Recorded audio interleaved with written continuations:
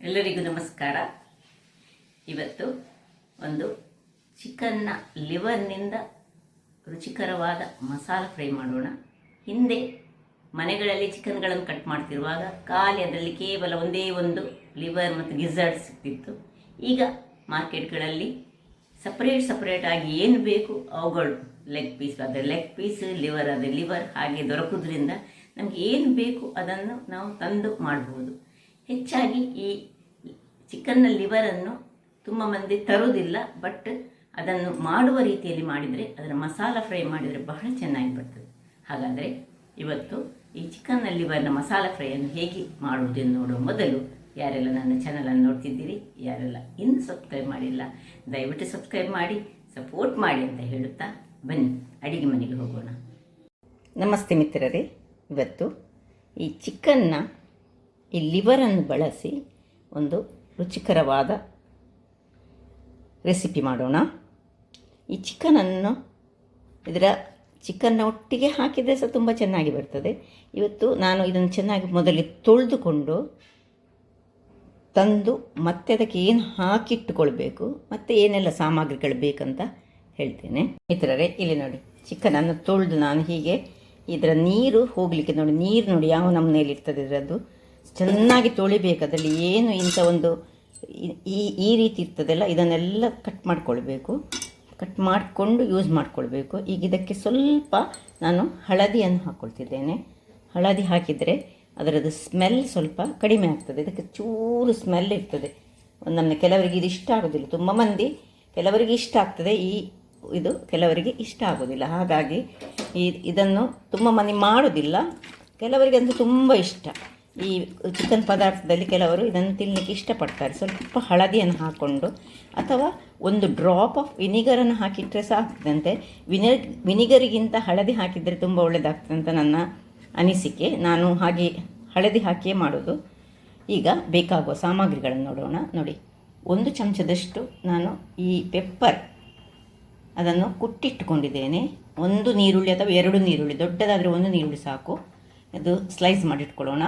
1 ಚಮಚದಷ್ಟು ginger garlic paste ಅಥವಾ ginger ಮತ್ತು ಗಾರ್ಲಿಕ್ಕನ್ನು ಸಣ್ಣದಾಗಿ ಹೆಚ್ಚಿಟ್ಟರೆ ಸಹ ಅದು ಸಹ ತುಂಬ ಚೆನ್ನಾಗಿ ಬರ್ತದೆ. 1 ಚಮಚದಷ್ಟು ಜೀರಿಗೆ, 1 ಚಮಚದಷ್ಟು ಜೀರಿಗೆ ಪುಡಿ ಬೇಕು. ಪುನಃ ಹಳದಿ 1 ಚಮಚ ಬೇಕು. ಇನ್ನು ಈ ಕೊರಿಯಾಂಡರ್ ಸೀಡ್ಸ್, ಇದು ಪೌಡರ್, ಕೊತ್ತಂಬರಿಯ ಪುಡಿ ಮತ್ತು ಮೆಣಸಿನ ಪುಡಿ. ಕೊತ್ತಂಬರಿ ಪುಡಿ 1.5 ಚಮಚ ಆದರೆ ಮೆಣಸಿನ ಪುಡಿ 2 ಚಮಚ ಬೇಕು.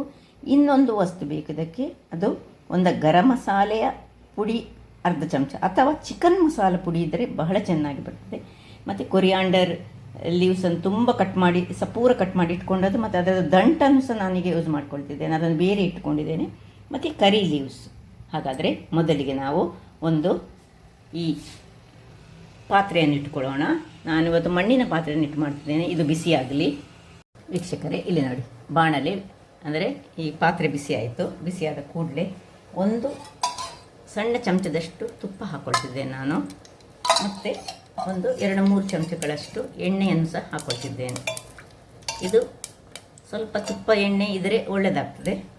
ಇಲ್ಲೀಗ ನಾವು ಈ ನೀರುಳ್ಳಿಯನ್ನು ಸುರಿಗೆ ಹುರಿದುಕೊಳ್ಳೋಣ. ನೀರುಳ್ಳಿ ಒಳ್ಳೆ ಬ್ರೌನ್ ಕಲರಿಗೆ ಬರಬೇಕು, ಅಷ್ಟು ತನಕ ನಾವು ಇದನ್ನು ಹುರಿದುಕೊಳ್ಬೇಕಾಗ್ತದೆ.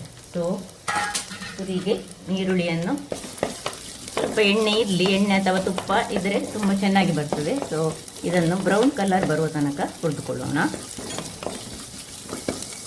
ವೀಕ್ಷಕರೇ, ಇಲ್ಲಿ ನೋಡಿ, ಇಷ್ಟು ಬ್ರೌನಿಗೆ ಬರುವಾಗ ನಾವೀಗ ಇದಕ್ಕೆ ಕರಿಬೇವಿನ ಸೊಪ್ಪನ್ನು ಹಾಕೊಳ್ಳೋಣ.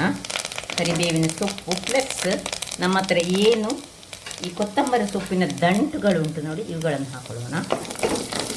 ಹೆಚ್ಚಾಗಿ ಇದು ಒಂದು ನಮ್ಮನೆ ಸ್ಮೆಲ್ ಬರ್ತದೆ ಹೇಳಿ ಹೆಚ್ಚಿನವರು ಇದನ್ನು ತಿನ್ನೋದಿಲ್ಲ, ಮಾಡೋದಿಲ್ಲ. ಬಟ್ ಈ ರೀತಿಯಾಗಿ ಮಾಡಿದರೆ ಯಾವ ರೀತಿಯ ಸ್ಮೆಲ್ಸ್ ಇರೋದಿಲ್ಲ ಮತ್ತು ತಿನ್ನಲಿಕ್ಕೆ ತುಂಬ ರುಚಿಕರವಾಗಿ ಬರ್ತದೆ.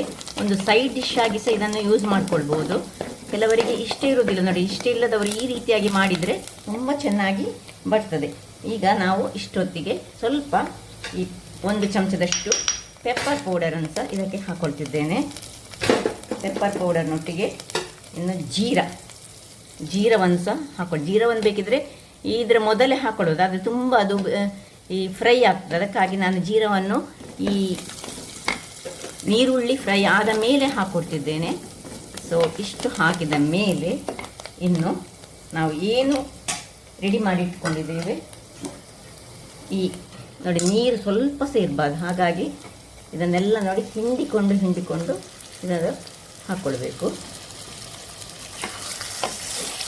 ಕೋಳಿಯ ಲಿವರ್, ಈ ಗೋಟಿನ ಲಿವರ್ ಆದರೆ ಅದು ಬಹಳ ಆರೋಗ್ಯದಾಯಕ ಸಹ, ಮತ್ತು ಅದು ಸ್ವಲ್ಪ ಹೆಲ್ತಿಗೆ ತುಂಬ ಒಳ್ಳೆ. ಅದರಿಂದಾಗಿ ತುಂಬ ಮಂದಿ ಅದನ್ನು, ಈ ಹೆಲ್ತ್ ಹೇಳಿದರೆ ಯಾರಿಗೆ ಈ ರಕ್ತದ ಈ ಹೆಮೋಗ್ಲೋಬಿನ್ನ ಕಡಿಮೆ ಉಂಟು ಅಂಥವರು ಗೋಟಿನ ಈ ಲಿವರನ್ನು ತಿನ್ನಬೇಕಂತೆ. ಇಷ್ಟ ಆದಮೇಲೆ ಇದರ ಮೇಲೆ ಏನೆಲ್ಲ ಮಸಾಲೆಗಳು, ಕೊತ್ತಂಬರಿಯ ಪುಡಿ, ಈ ಮೆಣಸಿನ ಪುಡಿ, ಹಳದಿ ಪುಡಿ ಮತ್ತು ಜೀರಾ ಪುಡಿ ಎಲ್ಲವನ್ನು ಸಹ ಒಟ್ಟಿಗೆ ಹಾಕ್ಕೊಂಡು ಒಮ್ಮೆಲೆ ಕೈ ಆಡಿಸ್ಕೊಳ್ಬೇಡಿ. ಹೀಗೆ ಒಂದು ಬಟ್ಟೆಯನ್ನು ಹಿಡಿದುಕೊಂಡು ಮಾಡಿದರೆ ಬಹಳ ಉತ್ತಮ. ಸೊ ಈ ಮಸಾಲೆ ಇದರಲ್ಲೇ ಸ್ವಲ್ಪ ಫ್ರೈ ಆಗಿಕೊಳ್ಬೇಕು. ಅದರೊಟ್ಟಿಗೆ ಜಿಂಜರ್ ಗಾರ್ಲಿಕ್ಕಿನ ಪೇಸ್ಟನ್ನು ಸಹ ಹಾಕ್ಕೊಂಡು ನಿಧಾನಕ್ಕೆ ಇದನ್ನು ಸ್ವಲ್ಪ ಹೀಗೆ ಟರ್ನ್ ಮಾಡಿಕೊಳ್ಳೋಣ. ಮಸಾಲೆ ಸ್ವಲ್ಪ ಇದರಲ್ಲಿ ಫ್ರೈ ಆದ ಮೇಲೆ ನಾವು ಇದಕ್ಕೆ ಸ್ವಲ್ಪ ನೀರನ್ನು ಹಾಕ್ಕೊಳ್ಳಿಕ್ಕೆ ಉಂಟು. ಹೀಗೆ ಸ್ವಲ್ಪ ನಿಧಾನಕ್ಕೆ, ಇಲ್ಲದಿದ್ದರೆ ಹುಡಿ ಆಗ್ತದೆ. ಅದರಿಂದಾಗಿ ತುಂಬ ಹುಡಿ ಸಹ ಹಾಕ್ಕೊಳ್ಬಾರ್ದು ಇದು. ಸೊ ಬಟ್ಟೆಯನ್ನು ಹಿಡಿದುಕೊಂಡು ಮಾಡಿಕೊಳ್ಳೋಣ. ಈಗ ಒಂದು ಚಮಚದಷ್ಟು, ಸಣ್ಣ ಚಮಚದಲ್ಲಿ ಒಂದು ಚಮಚ ತುಪ್ಪವನ್ನು ಹಾಕ್ಕೊಳ್ತಿದ್ದೇನೆ. ತುಪ್ಪವನ್ನು ಹಾಕ್ಕೊಂಡು ಇದರ ಮೇಲೆ ಪುನಃ ಈ ಚಿಕನ್ ಮಸಾಲ ಹಾಕ್ಕೊಳ್ತಿದ್ದೇನೆ ನಾನು. ನೀವು ಬೇಕಿದ್ರೆ ಗರಂ ಮಸಾಲೆ ಸಹ ಒಂದು ಅರ್ಧ ಚಮಚದಷ್ಟು ಹಾಕ್ಕೊಳ್ಬೋದು. ಇನ್ನು ಇದನ್ನು ಸಹ ಇದರಲ್ಲಿ, ಇನ್ನು ಉಪ್ಪು, ಕೊನೆಯದಾಗಿ ಉಪ್ಪನ್ನು ಹಾಕ್ಕೊಳ್ತಿದ್ದೇನೆ. ರುಚಿಗೆ ತಕ್ಕಷ್ಟು ಉಪ್ಪು, ತುಂಬ ಉಪ್ಪು ಹಾಕೊಳ್ಳಿಕ್ಕೆ ಹೋಗಬೇಡಿ. ಯಾಕೆ ಹೇಳಿದರೆ ಉಪ್ಪು ಇದಕ್ಕೆ ತುಂಬ ಅಗತ್ಯ ಇಲ್ಲ. ಇನ್ನು ಸ್ವಲ್ಪ ನೀರನ್ನು ಹಾಕೊಳ್ಳೋಣ.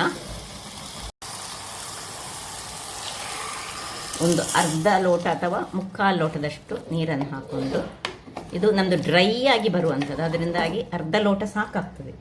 ಇನ್ನು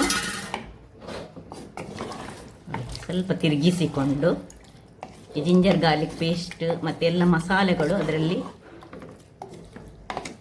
ಎಳೆದುಕೊಳ್ಬೇಕು. ಹಾಗಾಗಿ ಈಗ ಇದನ್ನು ಮುಚ್ಚಳ ಮುಚ್ಚಿ ಒಂದು 5 ನಿಮಿಷಗಳ ಕಾಲ ಬೇಯಿಸ್ಕೊಳ್ಳೋಣ. ವೀಕ್ಷಕರೇ, ಇಲ್ಲಿ ನೋಡಿ, ಮುಕ್ಕಾಲು ಬೇಯ್ತಿರುವಾಗ ಒಮ್ಮೆ ಇದರ ಮುಚ್ಚಳವನ್ನು ತೆಗೆದುಕೊಳ್ಳೋಣ.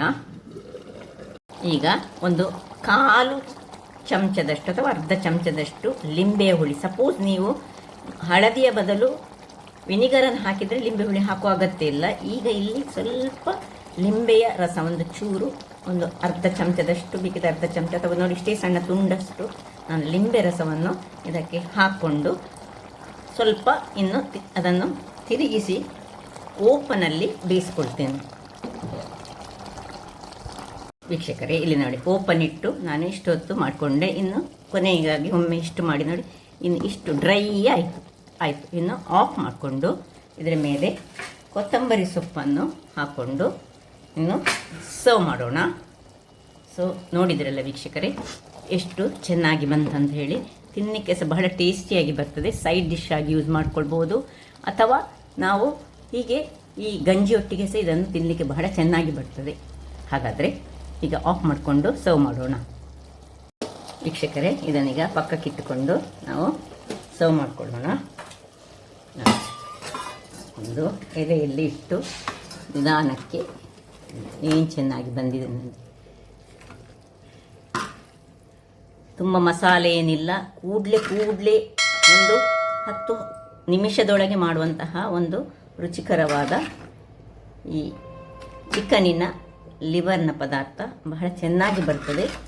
ಮಕ್ಕಳಿಗೆ ಸಹ ಖುಷಿ ಆಗ್ತದೆ, ಸ್ಮೂತಾಗಿ ತಿನ್ನಲಿಕ್ಕೆ ಟೇಸ್ಟಿ ಸಹ ಆಗ್ತದೆ. ಮತ್ತು ಕೆಲವರು ಲೈಕ್ ಮಾಡೋದಿಲ್ಲ, ಕೆಲವರಿಗೆ ತುಂಬ ಖುಷಿ ಆಗ್ತದೆ. ಹಾಗಾದರೆ ನೋಡಿದ್ರಲ್ಲ ವೀಕ್ಷಕರೇ, ಟೇಸ್ಟ್ ಅಂತೂ ಅದ್ಭುತವಾಗಿರುವಂತಹ ಈ ಚಿಕನ್ನಿನ ಲಿವರ್ನ ಪದಾರ್ಥ ಬಹಳ ಆರೋಗ್ಯದಾಯಕ ಅಂತ ಹೇಳ್ಬೋದು. ಹಾಗಾದರೆ ನನ್ನ ಈ ಕುಕಿಂಗ್ ಚಾನಲ್ ನಿಮಗೆ ಇಷ್ಟ ಆದರೆ ಬೋಳೂರು ಸುವರ್ಣ ಚಾನಲನ್ನು ಲೈಕ್ ಮಾಡಿ, ಶೇರ್ ಮಾಡಿ ಹಾಗೂ ಸಬ್ಸ್ಕ್ರೈಬ್ ಮಾಡಿ. ಹಾಗೂ ನನ್ನ ಇನ್ಸ್ಟಾಗ್ರಾಮ್ ಪೇಜನ್ನು ಫಾಲೋ ಮಾಡಿ. ಧನ್ಯವಾದಗಳು.